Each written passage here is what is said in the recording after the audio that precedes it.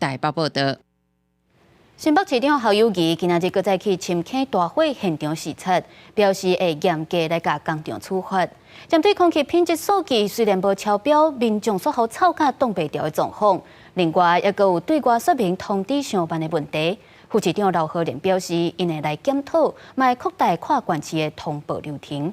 另外，伫咧台北市府嘛有召开通报机制检讨会议，市长主办案要求要伫咧一礼拜内提出报告。新北市深坑工厂大火，臭味是传到湘北地区，引起民众不满。认为市政府处理伤过消极，新北市长侯友宜日搁到深坑视察，慰问深坑卫生所甲前情指挥所，关心民众的身体是毋是无爽快。有出现呼吸道急促、胸闷、气喘，就可以到就近的深坑卫生所，以及到新店更新厨技台北市的万芳医院来就诊。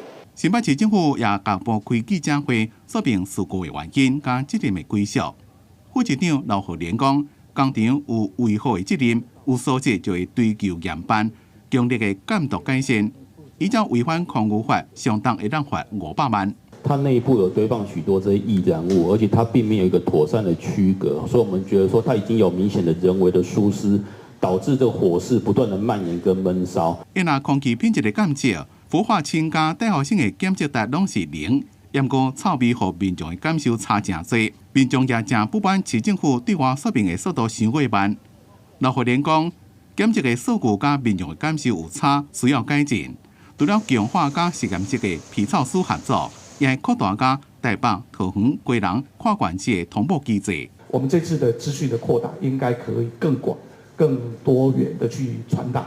那这个部分，我们一定会调整。台北也受到这边臭味的影响，市政府伫2日开通报机制协调检讨会议，市长蒋万安要求伫1礼拜内提出检讨报告。